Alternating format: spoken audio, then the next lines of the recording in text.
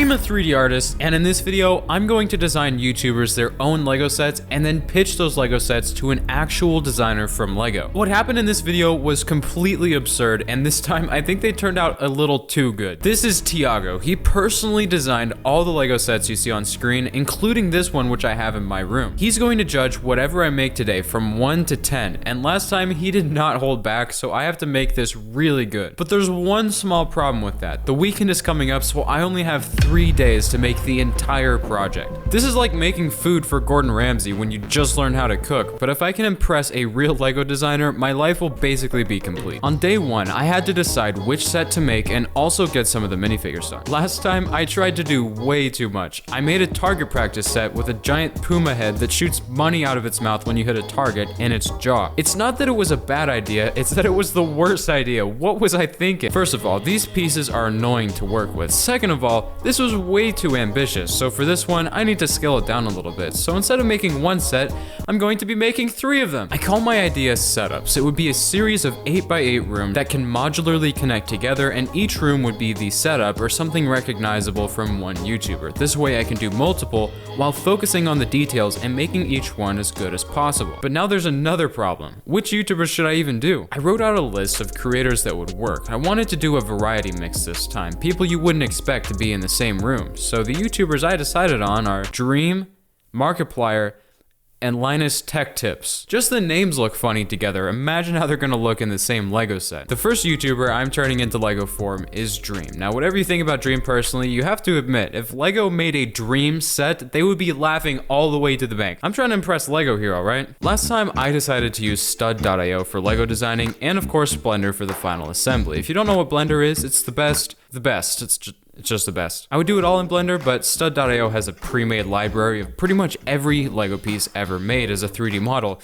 that includes minifigure pieces, even the printed ones. But Minecraft LEGO is not normal, to say the least. Just take a look at this. Why is the cake a circle? That's not even in the game, and that's probably something I would make, actually. That's pretty accurate. The point is, Dream's minifigure is not normal, so I need to give it that custom head. Finally, the model is ready for texturing. Now, there's a lot of questions you might ask when you're texturing. How can I align the geometry with the image? How can I prevent stretching and deforming? Are these Dream shoes official merchandise? What other merchandise is there? Oh my, what is wrong with you know what? I actually kind of want this. 30,000 likes. I'll buy it. And real quickly before I finish the minifigures, today's video is partnered with MPL, aka Mobile Premier League. It's an app full of arcade-style casual games that you can compete against others on to win real cash. It's like if Chuck E. Cheese himself handed you a 20 for beating your friend in monkey balls. That's a good game. They've got bowling, baseball star, fruit shop. If you're good at any of those things, you might be able to win some cash. Just look at these combos and next game. They've even got 8-ball. All those years of game pigeon are finally gonna pay off.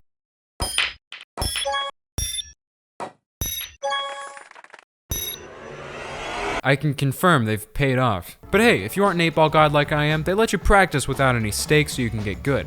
And once you finish raking in those bow bucks, you can extract the payload with PayPal or bank transfer and be on your way to becoming an MPL winner. It's highly competitive, I love it, so get on down to the link in the description below this video, download the app, and receive a $5 sign-up bonus while you're at it. But that's enough of that, let's get back to Legos. Now you may think this looks bad, but in actuality, with most printed Lego pieces, the print itself does not extend all the way to the edge of the piece. I'm not gonna make it inaccurate, so it's realistic as well as looking bad. But I did run into one major problem. How is the face supposed to look right on the shirt? It's literally impossible because of the slanted shape. Now, a good designer will always find a way to get around these kinds of things, which is why I'm moving on now. I decided to add a high-resolution wood texture to the floor because it'll be more realistic if I can demonstrate scale, and Tiago will be impressed. Nah, 4K isn't gonna cut it. I said high resolution. We need 8K. Now, I know I said I wasn't gonna make it inaccurate, but why are the LEGO heads too big? Look at those proportions. Finally, I gave his minifigure a Minecraft axe and added that sweet, delicious, depth of field, gorgeous, luscious. Oh, I'm gonna cause some arguments with this. It's beautiful. Engagement through the roof. Subscribe or else. I wonder what the LEGO expert will think of this. Just imagine the completed set. And well, if that doesn't look realistic or convincing to you, I don't know what to tell you because I don't know how it gets better than this.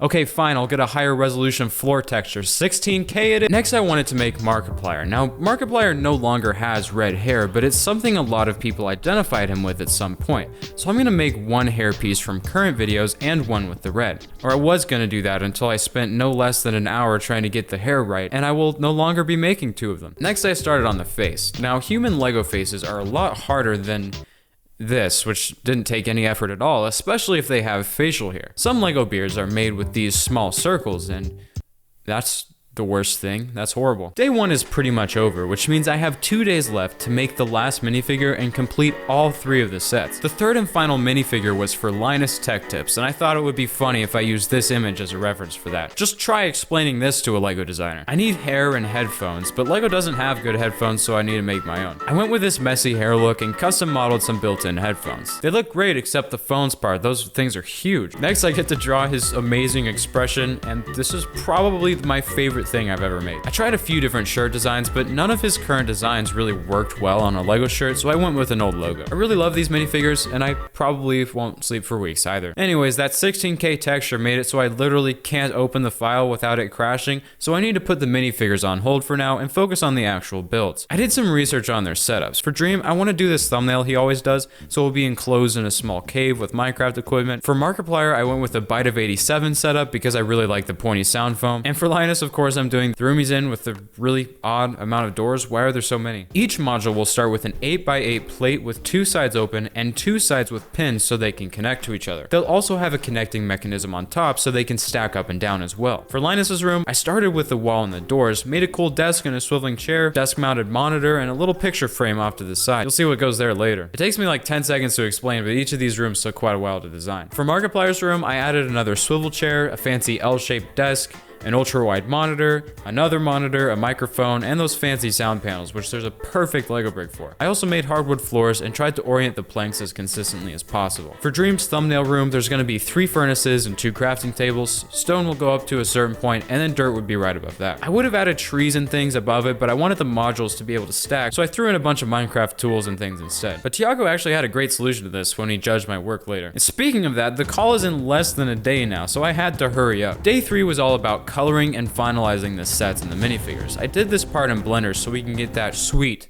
juicy depth of field. And it was actually pretty simple. I did see in a video a while back that this is Linus's favorite fan art, so I added it on a frame in the Lego office. I also printed him a keyboard, and that was that. For Markiplier's office, it was only basic colors besides the Razer RGB gaming keyboard, only $139 at your local Walgreens. Finally, for Dream's house, I made the furnace and crafting table colors. I even made the transparent pieces transparent and finished up the dirt and stone parts. I fixed up a few more things, but by then I was out of time. It was time to show Tiago what I've made. Yeah. 1 to 10, what do you think? I think it's a solid 7. You went way smaller, and I really like the system that you developed. So yeah, can't wait to see the others. So the next one is a YouTuber named Markiplier.